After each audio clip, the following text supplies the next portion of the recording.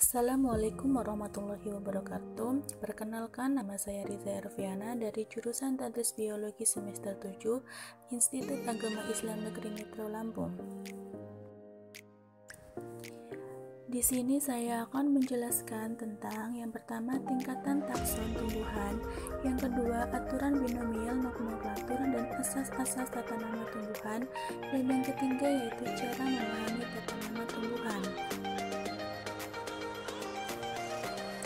Materi yang pertama yaitu tingkatan takson tumbuhan. Yang pertama ada kingdom atau yang sering kita sebut dengan kerajaan, ada juga regnum atau yang sering kita sebut dengan dunia. Kingdom merupakan takson tertinggi karena kingdom memiliki jumlah takson yang lebih banyak dibandingkan takson tumbuhan lainnya. Dalam dunia ini, kingdom terbagi menjadi 6, yaitu Animalia atau hewan, Plantae yaitu tumbuhan, Fungi atau jamur, Protista, Monera atau uniselular tanpa nukleus, dan eukariotik dengan jaringan sederhana. Tingkatan takson tumbuhan yang kedua ada divisi dan ada juga filum. Untuk filum digunakan untuk hewan dan divisi digunakan untuk tumbuhan.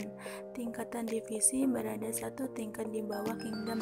Divisi pada tumbuhan mempunyai 3 kelas di dalamnya, yaitu Pteridophyta atau tumbuhan paku, Spermatophyta atau tumbuhan berbiji, dan Bryophyta atau tumbuhan lumut.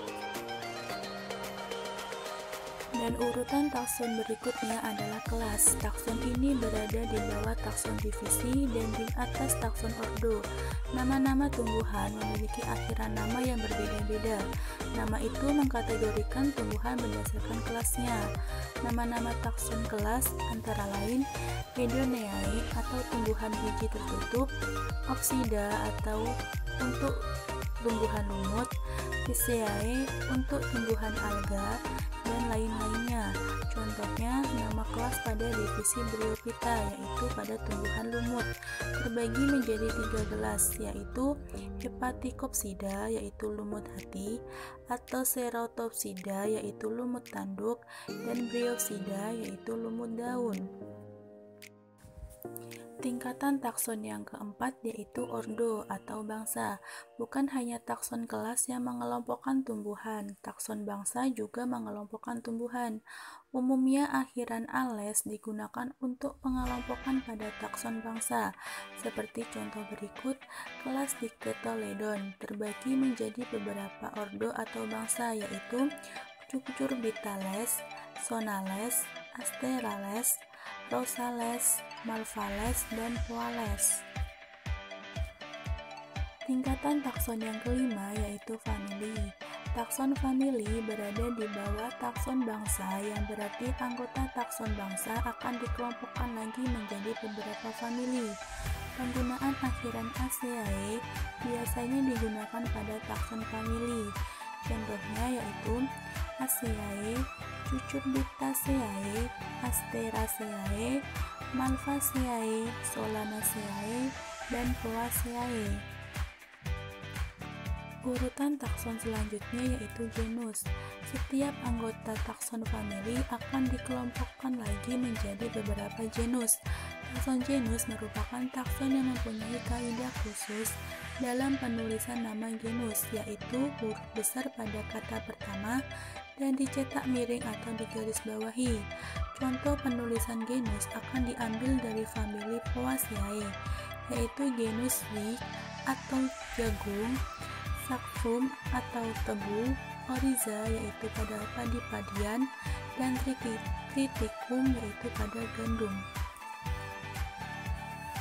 Urutan takson yang ketujuh yaitu ada spesies. Dari setiap takson tumbuhan yang ada, spesies merupakan takson yang anggotanya memiliki persamaan ciri-ciri paling banyak dibandingkan dengan takson-takson tumbuhan. Takson ini mempunyai organisme yang jika melakukan perkawinan secara alamiah akan memperoleh keturunan yang subur. Nama spesies memiliki 2 kata, yang dimana kata pertama menunjukkan nama genus dan nama kedua menandakan nama spesifiknya. Contoh nama spesies pada genus Rosa yaitu Rosa canica, Rosa multiflora, Rosa gigantea, Rosa alba, Rosa dromalis, dan Rosa rugosa. Urutan takson yang terakhir yaitu ada varietas atau ras. Varietas atau ras adalah setiap organisme yang ada pada satu spesies. Terkadang masih ditemukan perbedaan ciri yang sangat khusus atau bervariasi. Dalam spesies tumbuhan yang digunakan adalah varietas, sedangkan ras digunakan untuk spesies hewan. Materi yang selanjutnya yaitu aturan binomial nomenklatur dan asas-asas tata nama tumbuhan. Tata nama biologi adalah kegiatan pemberian nama pada makhluk hidup di dalam taksonomi. Metode penamaan menggunakan binomial nomenklatur yang diciptakan oleh Carolus Linnaeus. Pemberian nama harus ditentukan dengan benar bagi takson yang telah atau harus diketahui. Tata nama biologi telah mengalami perubahan berkali-kali semenjak manusia mencatat berbagai jenis organisme. Plinius dari masa Kekaisaran Romawi telah menulis sejumlah nama tumbuhan dan hewan dalam ensiklopedia yang dibuatnya dalam bahasa Latin. Sistem penamaan organisme selanjutnya selalu menggunakan bahasa Latin dalam tradisi pencatatan Eropa. Hingga sekarang, sukar dijumpai sistem penulisan nama organisme yang dipakai dalam tradisi Arab atau Tiongkok. Kemungkinan dalam tradisi ini, penulisan nama menggunakan nama setempat atau nama lokal. Keadaan berubah setelah cara penamaan yang lebih sistematik diperkenalkan oleh Carolus Linnaeus atau Carl lain yang disebut Bapak Taksonomi dalam buku yang ditulisnya Systema Naturae atau Sistematika Alamiah. Tata nama binomial tumbuhan. Tata nama binomial atau binomial nomenklatur merupakan aturan penamaan baku bagi semua organisme atau makhluk hidup yang terdiri dari dua kata, yaitu binomial berarti dua nama. Dari sistem taksonomi atau biologi, dengan mengambil nama genus itu marga dan nama spesies yaitu jenis. Penamaan organisme pada saat ini diatur dalam beberapa konvensi. Yang pertama, Peraturan Internasional bagi Tata Nama Botani atau yang sering disingkat ICBN bagi tumbuhan, yaitu beberapa alga, fungi, dan lumut kerak serta fosil tumbuhan. Yang kedua yaitu Peraturan Internasional bagi Tata Nama Zoologi atau yang sering disingkat CCN bagi hewan. Dan peraturan yang ketiga yaitu Peraturan Internasional bagi Tata Nama Protozoa atau yang sering disingkat ICNP. Aturan penamaan dalam biologi, khususnya tumbuhan, tidak perlu dikacaukan dengan aturan lain yang berlaku bagi tanaman budidaya.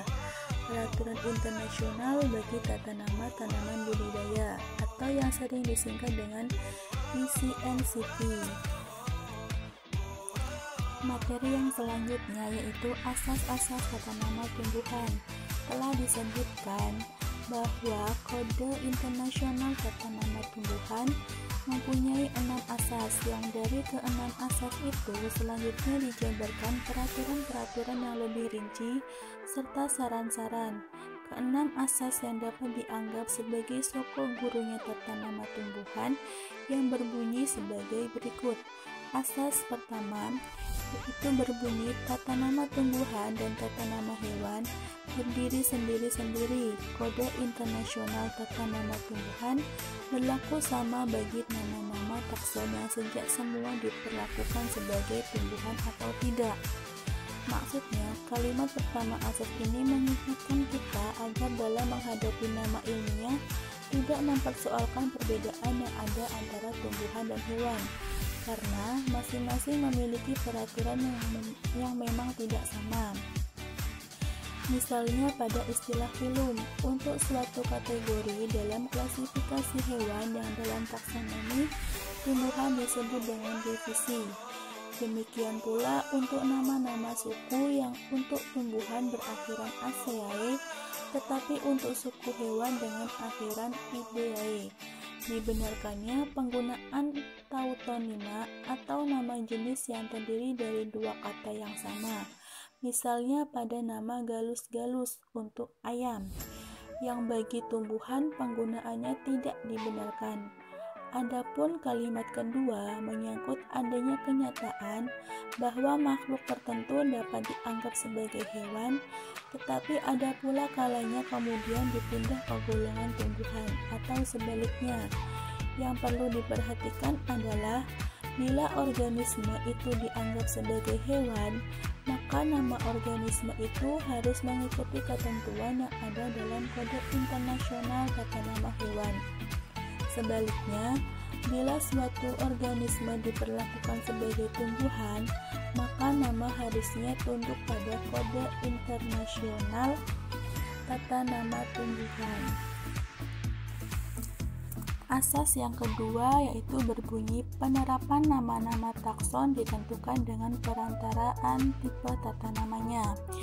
Maksudnya, asas ini merupakan hasil perjuangan kelompok ahli taksonomi Amerika yang sejak Muktamar Wina mengusulkan penerapan metode tipe seperti telah dikemukakan terdahulu. Dalam bab ini, yang dimaksud dengan tipe tata nama adalah unsur suatu takson yang dikaitkan secara permanen dengan nama yang diberikan kepada takson itu. Asas yang ketiga berbunyi, tata nama takson didasarkan atas prioritas publikasinya.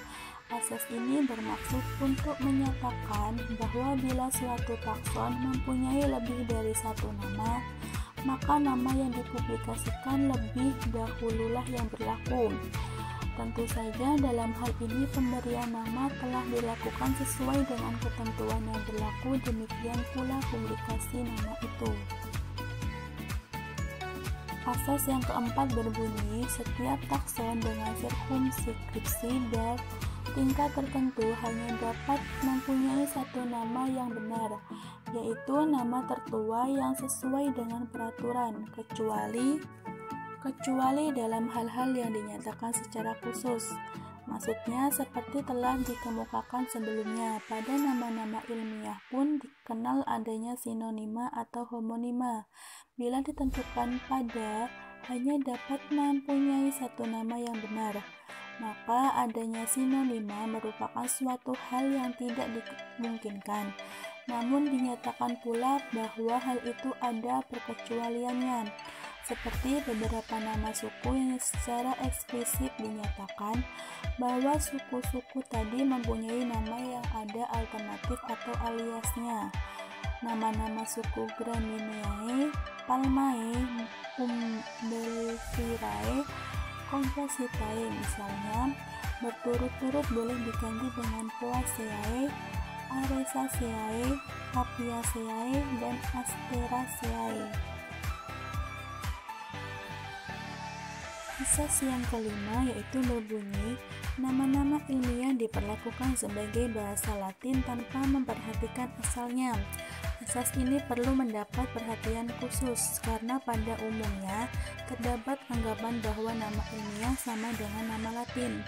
Bagi yang mengenal bahasa-bahasa kuno, yaitu Yunani Latin, tentu dapat mengetahui bahwa untuk nama-nama ilmiah memang banyak digunakan bahasa Latin. Tetapi banyak pula kata-kata dalam bahasa Yunani digunakan sebagai nama tumbuhan. Bahkan dari kata bahasa Indonesia pun ada kata yang digunakan dalam nama ilmiah. Definisi yang tepat untuk nama ilmiah adalah nama-nama yang terdiri dari atas kata-kata yang diperlakukan sebagai bahasa Latin, dan tidak tepat bila nama ilmiah disamakan dengan nama Latin. Asas yang keenam berbunyi, peraturan tata nama berlaku surut kecuali bila dibatasi dengan sengaja. Maksudnya, dari sejarah perjalanan tata nama tumbuhan, kita ketahui bahwa peraturan tata nama tumbuhan itu baru lahir pada tahun 1867 yang dibidani oleh Muktamar Botani Internasional I di Paris. Namun demikian, ketentuan-ketentuan yang termuat di dalamnya dinyatakan berlaku sejak lebih seabad sebelumnya, yaitu dinyatakan berlaku per 1 Mei 1753. Jadi peraturan tata nama tumbuhan itu berlaku surut.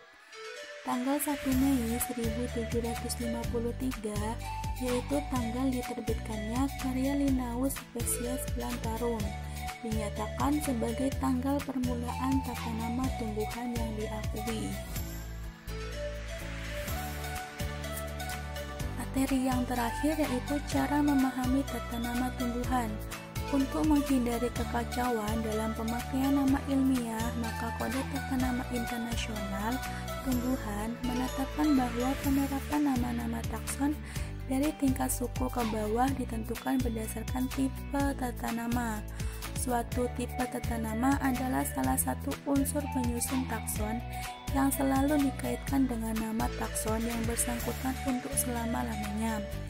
Tipe tata nama tidak perlu merupakan unsur atau spesimen atau contoh yang paling khas daripada takson. Tipe hanyalah suatu unsur yang selamanya dikaitkan dengan nama. Tipe yang digunakan dalam tata nama secara umum adalah yang pertama adalah holotipe atau holotipus. Ialah suatu spesimen atau unsur lain yang dipakai oleh seorang pengarang atau ditunjuk olehnya sebagai unsur dasar waktu pertama kali mengusulkan nama jenis baru. Selama holotipe masih ada, penerapan nama yang bersangkutan dengannya dapat dipastikan secara otomatis.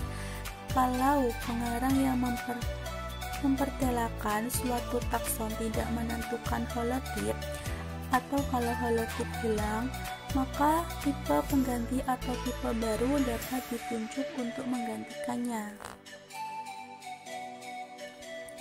Yang kedua adalah tipe pengganti atau lekotip. Ialah suatu spesimen atau unsur lain dari spesimen-spesimen asli, yaitu isotip atau sintip, yang dipilih untuk menjadi tipe tata nama kalau holotip tidak ditentukan atau holotip hilang dan hancur. Yang ketiga yaitu isotip. Ialah duplikat atau bagian dari suatu nama koleksi yang dikumpulkan dalam waktu yang sama dari holotip. Yang keempat yaitu sintip atau sintipus. Ialah salah satu daripada beberapa spesimen atau disebutkan pengarang kalau holotip tidak ditentukan atau salah satu daripada beberapa spesimen yang bersama-sama ditunjuk sebagai tipe. Yang kelima yaitu tipe baru atau neotipus.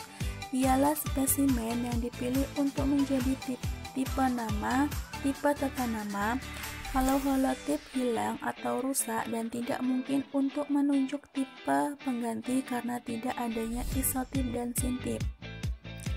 Nama-nama baru yang diusulkan untuk mengganti nama-nama lain ataupun nama-nama kombinasi baru yang berasal dari nama-nama sebelumnya haruslah memakai tipe-tipe tata nama dan nama-nama yang lebih tua atau yang digantinya. Sekian penjelasan dari saya. Jika ada kurang dan lebihnya saya mohon maaf. Saya akhiri. Wassalamualaikum warahmatullahi wabarakatuh.